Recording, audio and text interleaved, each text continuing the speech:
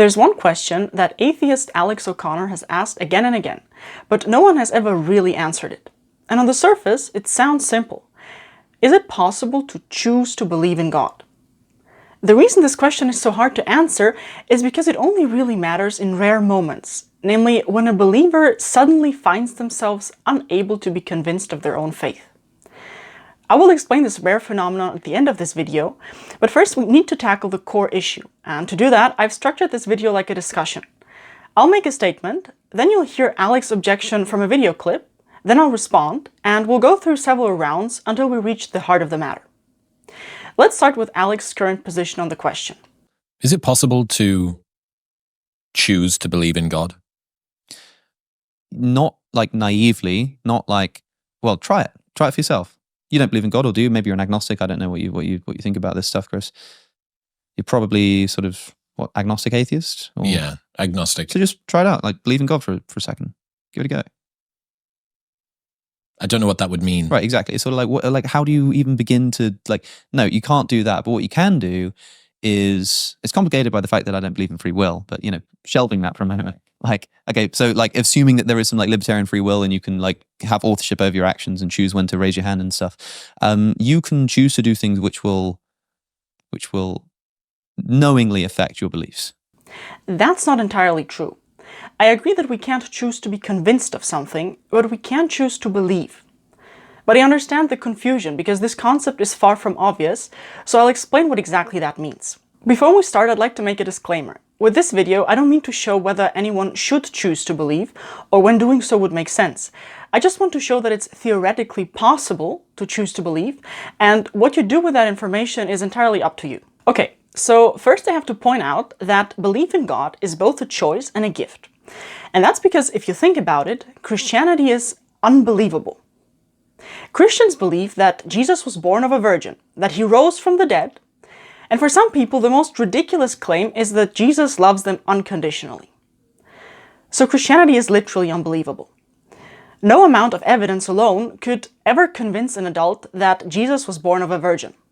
So the only two types of people who can believe that are children and Christians who received the gift of faith. Even if for many people it feels like they reasoned their way into believing that, for example, Jesus rose from the dead, we must remember that faith is always a gift, which God offers to everyone and which we are free to accept or reject. In the First Vatican Council, it actually says, if anyone says that the assent to Christian faith is not free, but is necessarily produced by arguments of human reason, let him be anathema. Anathema basically means that the proposition has been officially condemned. Now, when someone doesn't feel convinced yet, or not anymore, the choice to believe becomes very conscious. And to explain what exactly that means, I would like to compare it to loving one's enemies. People usually don't feel love for their enemies. We can act like we love our enemy. But in Christianity, what we think matters too. So we have to choose to love our enemies. That means that when a thought of hate enters our mind, we just think, no, Lord, please help me love this person. This doesn't change anything about our feelings. And the same is true for the feeling of faith.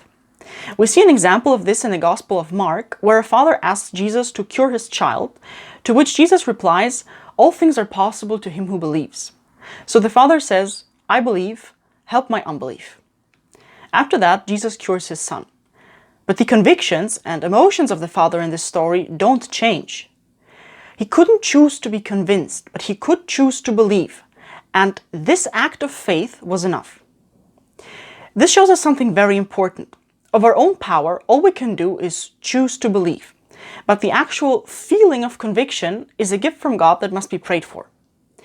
And as we choose to believe in our thoughts and actions, God gives us the gift of faith. Here, Alex once objected the following. We're sort of often told that, like, if you live the life of a Christian, then you might start feeling if fulfillment. If you act it out, then it might start to suddenly this become to me real. is no surprise. This is just how human psychology works. I'm sure that if I started going to masjid and praying 5 times a day and hanging out with my Muslim friends all of the time and reading Muslim literature all the time, I'd probably become my credence in Islam would probably be increased. Similarly, if I got you to sort of hang out with nobody but vegans for the next month and read nothing but vegan literature and watch factory farm footage. I mean, just going to lunch with you, I practically came out as a vegan, Alex. So, you know. It's probably going to increase your credence, right? This is how human psychology works. And so it's no surprise to me that if I were to start living the life of a Christian, I'd probably start finding it a bit more plausible. Fine. But it has to be the other way around here. This is a very important argument, but I would say that it doesn't quite land, and that's because being a Christian doesn't require surrounding oneself with Christians, reading only Christian literature, or listening to worship music. So God revealing himself once you start to live like a Christian isn't comparable to surrounding oneself with vegans and becoming vegan in the process. I would say that the effects of living like a Christian are much more comparable to the effects of doing math. Doing math doesn't indoctrinate us into believing in math. We just can observe that it works, and that's why we believe in the power of math. Math has remarkable interior consistency, and so has Christianity, or at least Catholicism. You might be thinking now that apparent interior consistency is not a reason to believe that Christianity is true. But let's compare that to math again. You might not be aware of the fact that it has been actually proven mathematically that it can't be proven whether math is consistent. And it has also been proven that there will always be true mathematical statements that can't be proven. John Lennox once put it like this: if a religion is something whose foundations are based on faith, then mathematics is the only religion that can prove that it's a religion. If you hate math, don't worry, I'll get to different topics in a minute. I just wanted to say that my relationship with Catholicism is very similar to my relationship with math. Both are incredibly beautiful, both can be very difficult in practice, and I've seen both work phenomenally well. For me, math works to describe the world as effectively as Catholicism works to explain it. That's why I'm Catholic, because Catholicism just works. Here I'd like to add that neither math nor theology are spectator sports. In order to really understand math, you must become a mathematician, and in order to really understand theology, you must become a saint. By living a Christian life, we can observe that Christianity works, because that way we can observe how it transforms our life, and we can observe that what Jesus taught is actually true. We can't go back in time to check whether the resurrection really happened, but we can observe whether the promises made in the Bible actually come true. There are specific, testable claims made in the Bible, and I will show you some examples on the screen. And actually, the only instance where the Bible explains how the truth can be known is when Jesus says, if you hold to my teaching, you are really my disciples. Then you will know the truth, and the truth will set you free. In essence, being a disciple of Jesus means picking up one's cross, crucifying one's ego, and basically resurrecting a new person whose desires and actions are all ordered towards love. To really find out what that would do to one's life and what that would feel like, we have to actually do it. We can't just theorize about the spiritual combat, different stages of prayer, and the development of a soul. At some point, we have to test the theory in practice. Just like it wouldn't be enough to theorize about the physics of color in a dark room. We know that this wouldn't be enough because we know that you can't explain color to a blind person. At some point, we have to act like someone who can see by stepping into the light and opening our eyes. Clearly, this isn't just confirmation bias, where we start to believe something because we are in an environment that affirms our beliefs. But here Alex once described the following problem.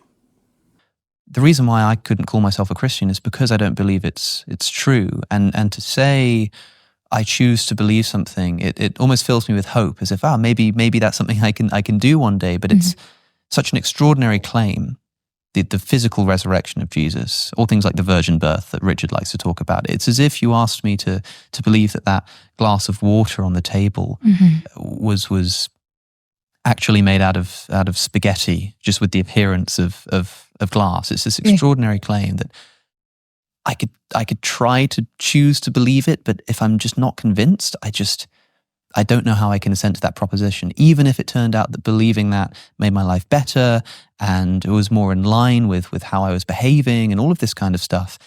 I believe that glass is made out of glass and not spaghetti. And if you ask me to just choose to believe a factual statement that I found so extraordinary, it wouldn't just be that I didn't want to, it'd be that I couldn't. The glass that is made of spaghetti is actually a great example. In Catholicism, there is the doctrine of the transubstantiation, which means that Catholics believe that after the consecration at Mass, the bread ceases to be bread, but becomes the true body, blood, soul, and divinity of Christ.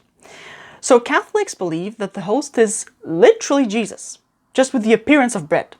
Not just a symbol, Catholics literally believe that this is Jesus. And there's actually a prayer written by St. Thomas Aquinas where he expresses his difficulty to believe that. The English translation of this prayer starts like this. I devoutly adore you, hidden deity, who are truly hidden beneath these appearances. My whole heart submits to you, because in contemplating you, it is fully deficient.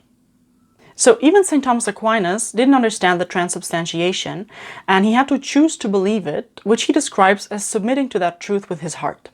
In other words, he couldn't believe it with his brain, so he chose to believe it with his heart. This prayer is called Adoro te devote, and it's usually sung during adoration. I don't know if you've ever written a song, but people usually write songs or poems about things that have emotional significance for them. So you can imagine the pain and the frustration St. Thomas was feeling when he had to concede that not even his intellect could grasp this mystery. But now this objection could be raised. I find it incredibly telling that when we try to apply this kind of analytic style of thinking to theological thought, the response is never to try and show why actually, we can provide an analysis which shows that this is in keeping with our reasonable logical thinking, but rather to say that actually, the methodology is inappropriate to use in this case, and we should be using this vague concept of faith instead, which I still haven't heard precisely defined from Bishop Barron, which would be quite helpful actually if rather than kind of talking around the subject as I think we've been doing here. I think it would be helpful to the listener and to me if we could have a sentence perhaps that sums up what faith is as a dictionary theological definition. Yes, good point. I haven't defined the concept of faith yet. First, it's important to note that different Christian denominations might have different definitions of faith. The understanding of faith that I present in this video is Catholic. In the video that I just showed you, Bishop Barron defines faith as a response to the revealing God, which I think is an excellent definition, but it might still be unclear what exactly that means in practice. So I will explain that in a bit more detail now. If there is a God that is infinitely smarter than we are, then it's plausible that we wouldn't understand everything about him. Over time, God has revealed certain things about himself, like for example the resurrection of Jesus. The resurrection is a concept that human reason can't fully understand. We understand that resurrection means that Jesus was dead, and then he was alive again, but we don't understand how, and we don't know what that transition from dead to alive looked like.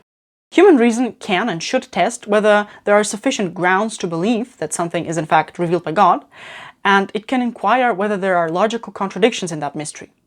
But human reason can't fully understand the mystery itself, nor can it arrive at the conclusion that Jesus rose from the dead without reference to God's revelation. So faith is comparable to what we do when a friend tells us something about themselves which we couldn't have known otherwise. An example of this would be when a husband tells his wife that he loves her. She can't test that. All she can do is trust him. To that, Alex once made the following objection. Yeah, but the thing is, I either have sufficient reason to trust something, or I don't. With food, for example, if I'm served a meal at a restaurant, sure, I trust that it's not going to poison me. But I know that my country has strict food laws, and that the restaurant has a huge interest in protecting my safety, and that poisonings are rare. But if I travel abroad to some places, for example, I won't trust the tap water. And with the wife example, I get what you're saying, but imagine if I gave my wife no evidence that I loved her, like nothing at all. And then when she said she was questioning the marriage, I just said, "You've got to have faith, baby." I think I'd be getting divorced. I agree with the wife analogy. In particular with love, actions definitely speak much louder than words. But how much evidence there can be for certain statements varies quite a lot. And there are even true statements that can't be supported by any evidence other than a person directly telling us. And I have an example. Some people experience a phenomenon called time-space synesthesia, where they involuntarily and automatically perceive time as space. When I ask people about this, I usually get two reactions. Some people have no idea how time could possibly be in space, and other people are surprised that not everyone thinks of time as space. For example, some people see the months of the year in a circle around or in front of them, and the orientation of that circle usually differs from person to person. This is neither a disorder nor a skill, it's just there. Now, if someone were to tell you that this is how they've been perceiving time since their childhood, I don't know what evidence they could possibly give you for that. In order to believe that, you'd have to decide whether you believe what they're saying simply by hearing about it. And a similar thing is true when it comes to Christian beliefs, like, for example, the existence of the afterlife. We've never been dead before, so we don't know what comes after death. And the only reason we have to believe in heaven is that we trust that Jesus claimed that there is this thing called heaven. So in both cases, when someone claims to experience synesthesia, or when Jesus claims that there is life after death, we have to believe without seeing. Now, when it comes to believing without seeing, a thought that comes to mind is, of course, doubting Thomas. And with that, the following question arises. Do you think Thomas sinned by not believing the disciples on their testimony? I think he was getting very close to sinning. Any example we get of doubting in Scripture where it's consistent, eventually that's a sin. Here I'd like to address the broader question, namely whether doubt is a sin in general. So I'm not going to look at doubting Thomas specifically here. Whether doubt is a sin is a very important question, because if someone chooses to believe without being fully convinced, it's almost inevitable that this person will experience doubts. If we define doubt as a difficulty to believe something, then that isn't sinful. Here it's important to point out that thoughts that we can't control aren't sinful, and that critical thinking isn't sinful either. God gave us a brain to use it. But a form of doubt that is definitely bad, as we know from the Bible, is a lack of trust in God. But that's obviously different from intellectual questions. A lack of trust in God, so doubt in that sense, would be, for example, if we think that our sins are so bad that God could never forgive us. Thinking that is actually pride, which is a sin. In reality, our sins are like a drop of water in the furnace of God's love. Now, when it comes to intellectual doubts, it would be a sin to try to find reasons to leave the faith, or to consciously reject belief in God because living it comes with too high of a cost. But asking questions is a good thing, as we can see in the example of Mary. There are 4 instances in the Bible where Mary's words are recorded, and in 2 of those 4 instances, she asked questions. That's one thing that I love about Christianity, or the Catholic faith specifically. You can question everything. Now, you might point out that the Catholic Church used to ban certain books, but it's important to know that it was possible to get a dispensation to be able to read the books for research purposes. And in general, I would say that it's good to have guidelines regarding what is morally and doctrinally safe to read. I mean, first of all, it's easier to question things than it is to come up with answers. And second of all, when studying Christianity, it would be a bad idea to start with the most challenging objections and the most difficult questions. Just like no one should start teaching physics by saying that Aristotle said a bunch of stuff that was wrong, and Galileo and Newton fixed things up. Then Einstein broke everything again. Now we've basically got it all worked out, except for small stuff, big stuff, hot stuff, cold stuff, fast stuff, heavy stuff, dark stuff, turbulence, and the concept of time. Very few people would want to dedicate their lives to science if it were taught that way. So the problem isn't necessarily the atheistic literature itself, but rather the order in which someone learns all this stuff. Encountering unsolved questions should be exciting, whether that's in science or theology. But it takes some preparation and trust in the thought system before unsolved questions become exciting. And that brings us to a question Alex once asked in a discussion with Trent Horn, which concerns a very rare scenario, as I mentioned at the beginning of this video. During that discussion, Trent Horn focused on other topics, so this particular question wasn't answered. Before I answer the question, I'd like to say that Trent Horn is my favorite apologist, and I don't mean to criticize him in any way. I just noticed that this particular question was left unanswered, so I'd like to take the opportunity to answer it in this video. Here's the question. I would ask Trent, for example, if you woke up tomorrow and found yourself in my shoes, that is, you just suddenly were overwhelmed with this conviction that God doesn't actually exist, and that all of our moral intuitions are best explained as an offshoot of natural selection. Isn't it surprising that so many of the moral rules that we intuitively feel are those which seem to be beneficial to the survival of a society or a species? It seems quite strange.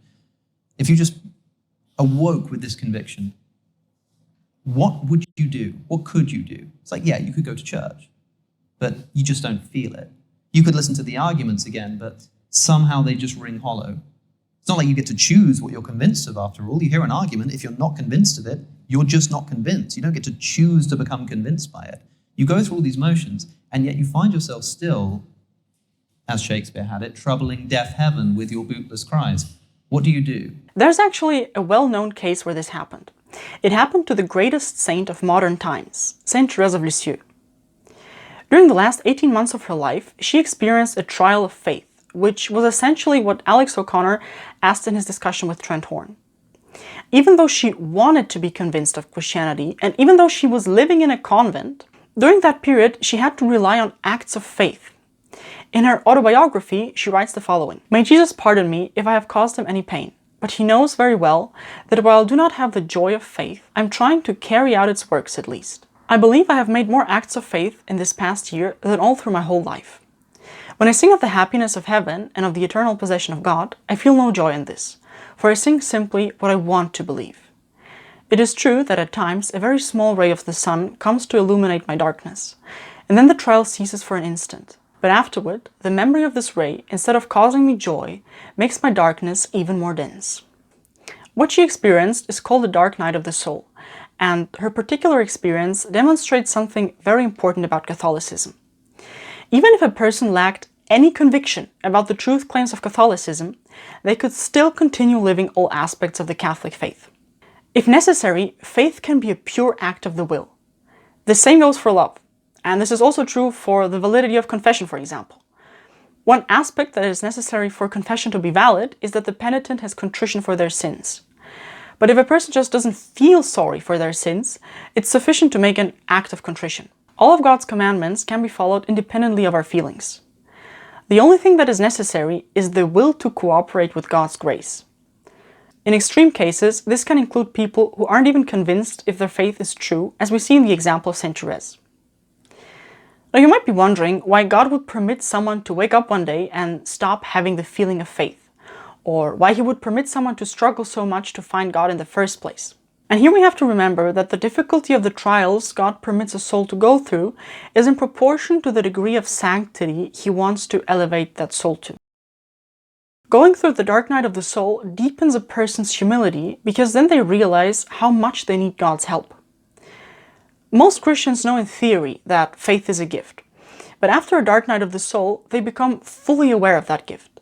Because, as we saw in the example of Saint Therese, no matter how hard she tried to be convinced, all she could do is make acts of faith, like, I believe, help my unbelief. These dark nights are what a soul goes through before transitioning into a deeper union with God. So when God permits a challenging spiritual trial, he only does so to draw a greater good from that. We have to remember that all great saints had one thing in common. They were elite powerlifters in the category pick up your cross and follow Jesus. The cross is the core of Christianity, and it was through their crosses that the saints contributed to the salvation of souls, in a way similar to Jesus himself. For example, there's St. Alphonsus Liguori, who struggled with severe scrupulosity, which led him to write the most extensive treatise on moral theology in the history of the Catholic Church. And then there's also St. Ignatius of Loyola, who wrote the Ignatian Rules of Discernment after years of spiritual combat. And St. Thomas Aquinas struggled with the realization that there were certain mysteries of the faith that not even his intellect could grasp. As I said in the beginning of this video, only children can believe the Christian truth claims, because for the rest of us, they're simply unbelievable. And that's why Jesus said that unless we turn and become like the children, we will never enter the kingdom of heaven. That's the gift of faith. To turn and believe like the children.